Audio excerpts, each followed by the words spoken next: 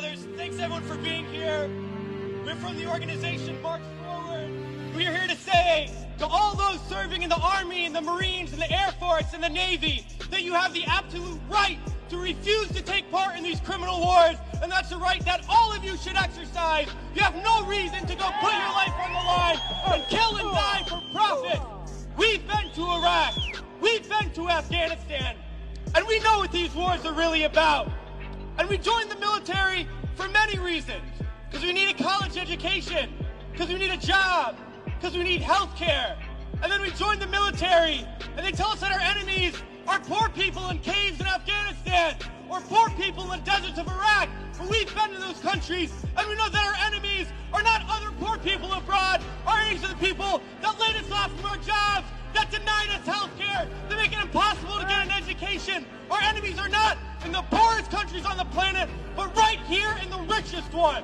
The occupations of Iraq and Afghanistan alone are costing over $700 million every single day.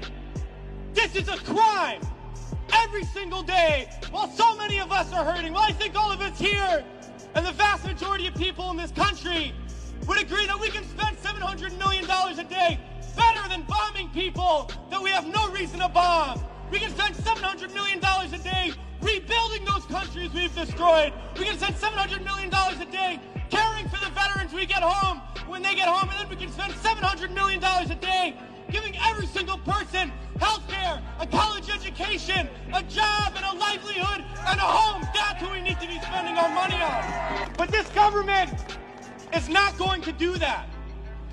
They're not going to use the money in that way. They're not going to end the wars. And they're not going to do it because it's not our government. It's their government. It's the government of the rich. It's the government of Wall Street, of the oil giants, of the defense contractors. It's their government, and the only language that they understand is shutting down business as usual. And that's what we're doing here today, and we're going to continue to do until these wars are over.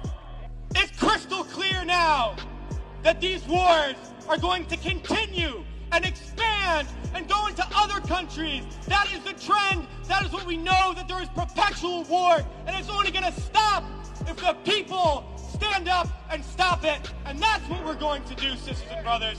A lot of people ask me, what do we do?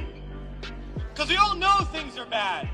We all see the atrocities on TV. We read about it. We experience it. People always ask, what do I do? Because we always want to know what to do. Do we vote? Do we support a politician? Do we join an organization? What do we do? Well, I'll tell you what we do. It's simple. We fight. We fight, and we fight, and we fight, and we shut down our workplaces. We shut down our schools. We shut down the streets. We shut down business as usual, and we fight until we force the people in there to do what the people out here want. Because that's how we're going to get around, and we're going to fight until there's not one more bomb drop, not one more bullet fired, not one more soldier coming home in a wheelchair, not one more family slaughtered, not one more day of U.S. imperialism. So let's fight to make that happen. We can do it today, and in the days ahead, we have to fight to end these wars and create a better world, sisters and brothers.